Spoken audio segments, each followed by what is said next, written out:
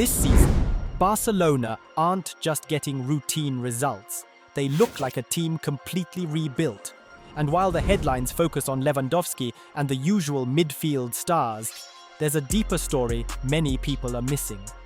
Hansi Flick has reshaped this team almost from the ground up, and with Marcus Rashford now leading the attack, Barcelona may have found the perfect formula to chase the treble dream. Hansi Flick has reshaped this team almost from the ground up, and with Marcus Rashford now leading the attack, Barcelona may have found the perfect formula to chase the treble dream. Barcelona started the season at full throttle. In La Liga, they opened with a convincing 3-0 win over Mallorca, with standout performances from Rashford, Yamal, and Ferran Torres.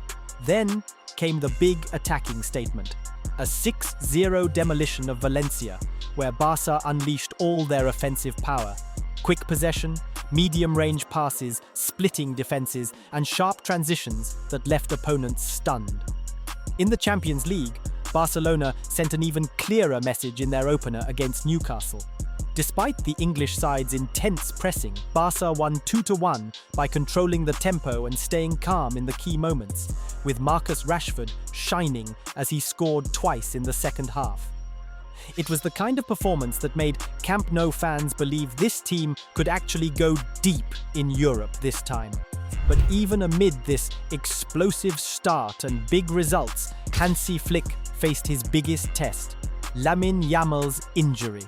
The young winger, a symbol of Barca's new hope and runner-up for the 2025 Ballon d'Or, had been one of the team's main weapons last season. A hip problem has sidelined him for weeks, and his absence means Barcelona have lost their most dangerous winger and their key difference-maker in tight spaces. Without Yamal, the pressure grows on Marcus Rashford, Ferran Torres, and the rest of the front line to fill the void, especially in big matches like the Champions League. With other knocks in midfield, such as Fermin Lopez, keeping the balance between the wings and the centre has become a real challenge for Flick. Even so, Flick's tactical tweaks are clear. Rashford roams more freely from the left into central areas, the wingers constantly swap positions, and the fullbacks attack inside rather than hugging the touchline. These rotations create small triangles all over the pitch and open up gaps in defensive lines. Medium-range passing has become the team's favourite weapon to break opponents down, making Barcelona look more vertical and faster in their build-up. It's a different kind of start to the season in every sense. A team that's livelier, more flexible, and more determined to prove itself despite the setbacks. If Barcelona can ride out Yamal's absence and maintain their physical and tactical balance, they'll be a genuine contender for the treble.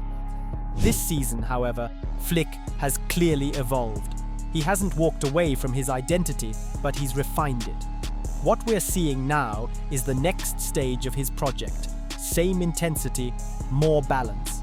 Instead of pushing the backline high every single match, he tailors it to who's in front of him. When Barcelona play sides without real pace up top, they still press high and camp in the opposition half. But against teams loaded with runners, they now drop a little deeper, closing off the channels before they appear. You could see this shift perfectly in the Champions League clash with Newcastle. Rather than throwing numbers forward without caution, Barca stayed compact, pressed in well-defined areas and controlled the spaces behind. The difference in stability was obvious, and yet their attacking bite remained. A huge reason for that is the front line.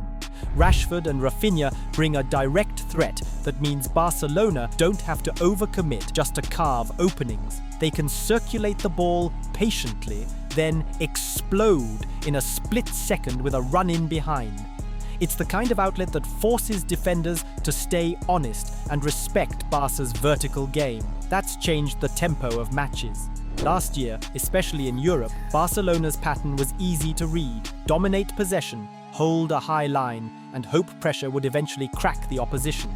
This year, they can vary it. Some games, they suffocate teams with endless passing. In others, they break at lightning speed. That unpredictability has made preparing for them a nightmare. Personnel has also shifted the picture. Flick didn't bring Rashford just for his name. He remembered the 2022/23 season at Manchester United when Rashford hit 30 goals. Proof he can thrive in a system built on movement and flexibility. Flick wanted that dynamic energy in his own front three, and Rashford has delivered. He isn't just a classic winger.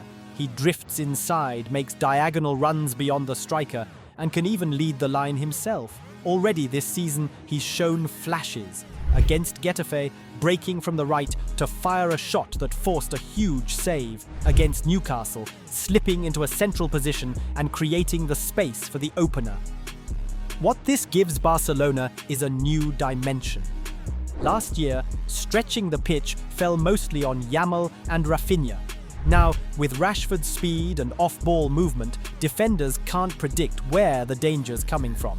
Barca don't have to hold the ball for ages or keep a super high line.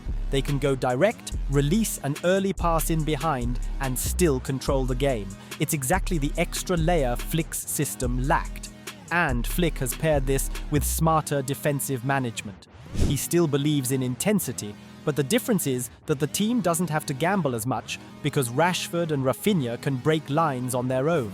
That reduces the need for Barcelona to suffocate teams constantly in possession.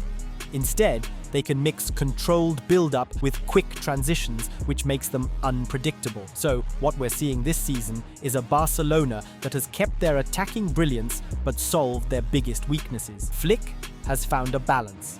Adapt the defensive line to the opponent and add Rashford's dynamism to the attack.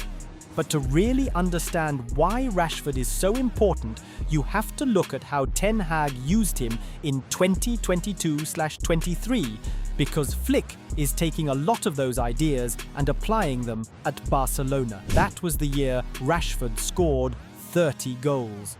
And it wasn't just because he was in good form, it was because the system was designed to unlock his strengths.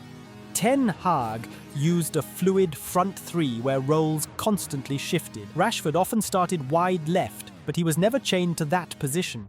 He could drift inside when the striker dropped deep, switch flanks during transitions to exploit mismatches, or run beyond the defense when Bruno Fernandes or Casemiro looked for direct passes over the top. That constant movement meant defenders never knew where he'd appear next. He was unpredictable, and that's what made him so dangerous. Another part of Ten Hag's system was how the striker operated. Whether it was Martial or later Weghorst, their role was often to facilitate Rashford. Martial liked to drop deeper, link play, and leave space for Rashford to attack centrally. Weghorst, on the other hand, pinned defenders, creating room for Rashford to drift inside. In both cases, the setup freed Rashford to be the main threat, while the striker acted more like a decoy or connector. And then there was the inverted winger role, which worked perfectly when Luke Shaw overlapped. Shaw's constant forward runs dragged right-backs wide, giving Rashford the chance to drift inside and act almost as a second striker. That's where his speed and finishing became lethal, because he wasn't isolated on the wing. He was attacking directly at goal. Now, if you look at how Flick is using him, the parallels are obvious.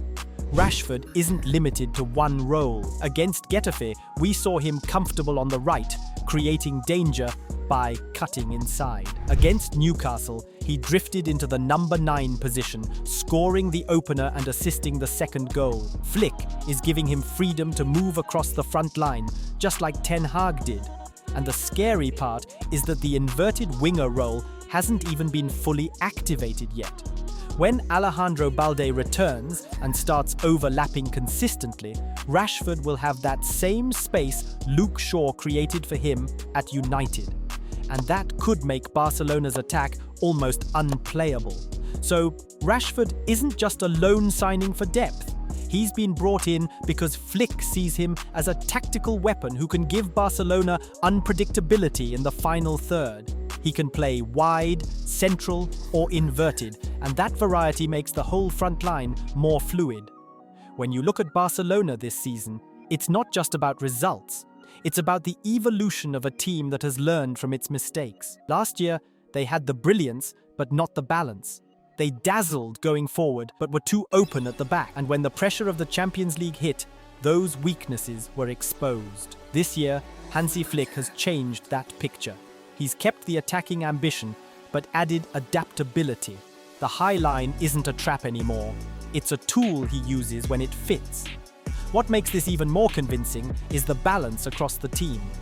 They can dominate possession when they need to, but they can also play direct and exploit space when the game demands it. That flexibility is what separates sides that win leagues from sides that win trebles. Even with key setbacks, like Lamine Yamal's injury after finishing second in the Ballon d'Or, Barcelona have adapted and still look dangerous. Youngsters like Gavi and Pedri have stepped up. Veterans like Lewandowski and Martinez keep contributing, and Rashford has added a completely new dimension. Flick has built a squad where no single absence destroys the plan. This Barcelona isn't just exciting, it's calculated. They know exactly when to accelerate, when to slow the tempo, and when to strike. That's what makes them so hard to stop in La Liga and so dangerous in Europe. We'd love to hear what you think. Drop your predictions and opinions in the comments below. And if you enjoyed this deep dive into Barca's transformation, don't just stop here. Hit that subscribe button, turn on the bell for instant notifications, and check out our last 2 videos where we break down the biggest stories in football. Thank you so much for watching. Your support means everything. Stay tuned, because the next videos will go even deeper into the tactics and stories shaping the beautiful game. See you there.